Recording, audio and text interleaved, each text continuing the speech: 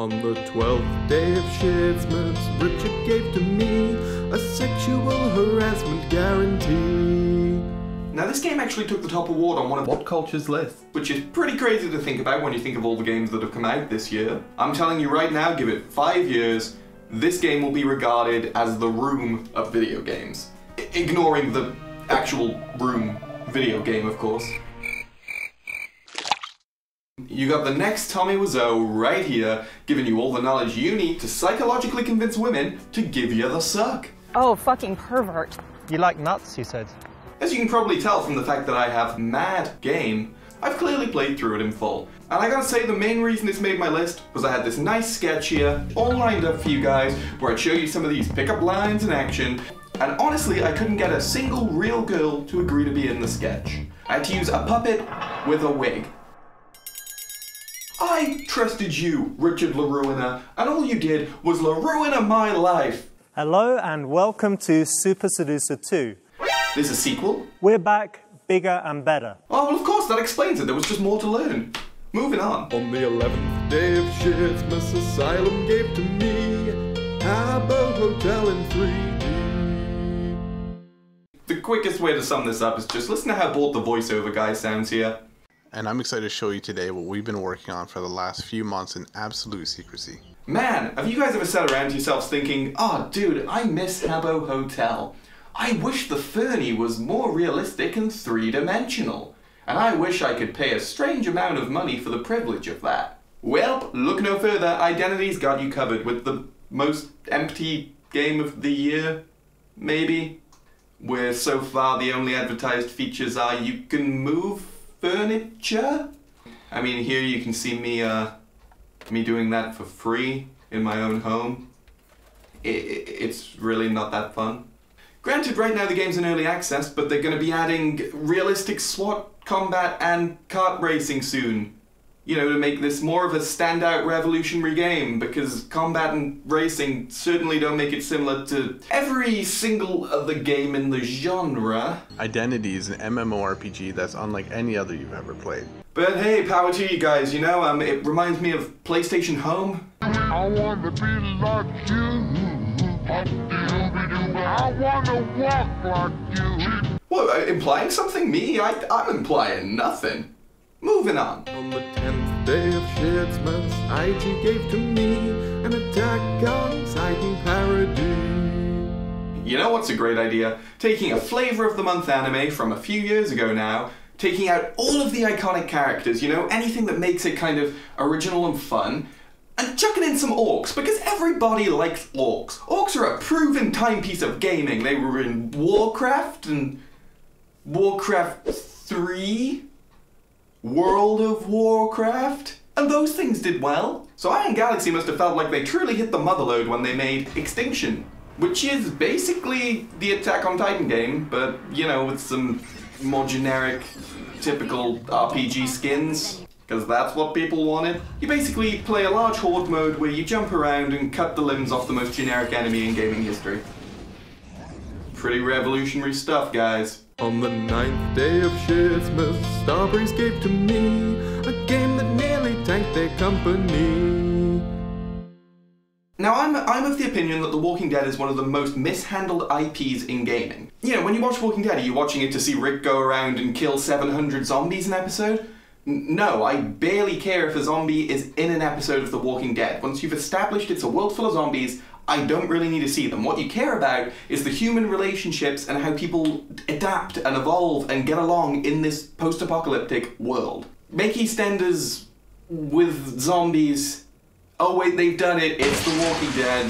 They basically went, zombies. What's a good zombie game? Left 4 Dead. Just like 50 other devs do every year. So they went, let's make The Walking Dead Left 4 Dead. I'm just calling this without even looking. I swear there's probably Walking Dead mods for Left 4 Dead 2, meaning you've got a better game with the characters. You know, or at least if you're gonna make Left 4 Dead, add some sort of original new concept to it, like Seed of the Dead, which I'm not going to explain to you guys. On the 8th day of tsmas, Warner gave to me a strangled wizard asking for money. Now, the funny thing about Harry Potter is obviously it's going to appeal to children, and children are going to get their parents to sink the money into the game, right? This is just a given to begin with. But when the game forcibly strangles the child's avatar to death in front of them, and they can either, you know, stop playing the game for an hour or so, or they can pay money to save the avatar, what do you think the child's likely to want to do?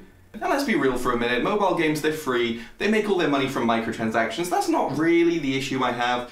Much like Pringles, once you pop, you can't stop. And this game forces you to pop. On the 7th day of Christmas, Capcom gave to me depression. Oh, Street Fighter V. Re-releasing in 2018 as the Arcade Edition, this update helped it update its way onto this list, and since then the game has gone from strength to strength, like holding off on iconic characters, adding the most necessary component of all modern games, loot boxes, and topping it all off with what I assume will be the newest cancer in gaming come 2019, in-game advertising. If you ever wanted to take a AAA game and make it feel like a mobile game, there's no better way than this. Currently, this method consists of photoshopping really bad logos of their upcoming events onto characters' clothing. Now, this sets a precedent for third-party companies, because if I'm the head of Doritos and I'm kicking back, I'm thinking, hey Guile, nice American flag tattoo. But have you ever considered cool original? Like, let's take Dalsim. You know those skulls he wears around his neck? They are the skulls of children from his village who died of plague. So say I'm the company that owns this character, and I want to protect the integrity of Dalsim, a man who is wearing children's skulls around his neck out of respect. I think the last thing he'd probably go and do is slap a fucking Pepsi logo on their head and be like, bruh, check out my sponsors, what? Capcom have truly gone from strength to strength in not giving a fuck. On the 6th day of Christmas, Koei gave to me 3 kingdoms, the worst they've ever been. The ever-ongoing war of the 3 kingdoms. Well, here's 3 downsides. Bad voice acting. I can say that I have been greatly moved by what I have seen here today. Pointless open-world gameplay. Much like Capcom, the lack of caring about the character's iconic weapons. Now, I know some people thought the older games were just boring fixed areas, but at least once you finish a boring fixed area, you go to the menu, and you go to another boring fixed area. Now that might not sound fun to you, but at least it was the fastest, most intuitive way of going level to level. What's not fast or intuitive is sitting on a horse for 20 minutes while it auto-walks to the next copy-paste area of your immersive open-world game. And it just shows that if it ain't broke, don't fix it. Because this is a game about pressing one button to kill hundreds of enemies, not a game about pressing one button to auto-run into trees non-stop. But I can almost strike this off as they wanted to try something new, you know, there's nothing wrong with trying out something new in gaming, and they wanted to give an open world a go. The dumbing down of weapons, on the other hand, that just seems like lazy development. Honestly, I think Jim Sterling summed this up best when he said, "Fuck taking content out of a series so you can put it back in for money." On the 5th day of Christmas, Konami gave to me 5 ruined games. Now before we dive deeper into this, I want to take you all on a little journey. It was a little game called Resident Evil Umbrella Corps. If you're not remembering, let me sum it up for you. It was a bland, unbalanced, unfun, multiplayer shooter that shared next to nothing in common with the main Resident Evil series, except for the name, which was very quickly removed. So after seeing a giant like Capcom make such a stupid mistake, surely no other company would do something so stupid as to no, Konami, wait! I tried to warn you, I'm just one man, there's only so much I can do.